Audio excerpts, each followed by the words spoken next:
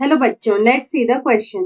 The question is Strobilanthes kunthiana differs from bamboo in. तो यहाँ पे बोल रहा है जो Strobilanthes kunthiana है ये डिफर करता है बैम्बू से in which of the following. Option A is being monocarpic, option B is length of juvenile phase, option C is being polycarpic and option D is none of these. तो यहाँ पे अगर हम लोग Strobilanthes kunthiana की बात करें तो ये यहाँ से बैम्बू में डिफरेंस होता है। यहाँ पे डिफरेंस होता है या फिर ये डिफर करते हैं इन the length of juvenile phase. तो यहाँ पे ये जुवेनाइल फेज होता क्या है वो हम लोग देखते हैं। तो यहाँ पे जो जुवेनाइल फेज होता है इसको हम लोग किस तरह से डिफाइन करते हैं, तो ये होता है period of time. This juvenile phase is the phase और द पीरियड ऑफ टाइम। तो यहाँ पे ये कौन सा पीरियड ऑफ टाइम होता है, तो it is the period of time from birth.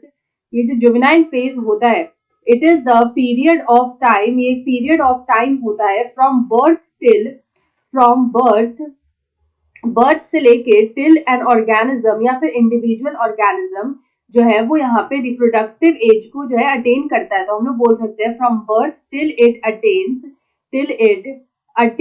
The reproductive age और रिप्रोडक्टिव फेज। तो यहाँ पे इस पीरियड को हम लोग period of time from birth till it attains a reproductive phase, इसको हम लोग बोलते हैं जुवेनाइल फेज।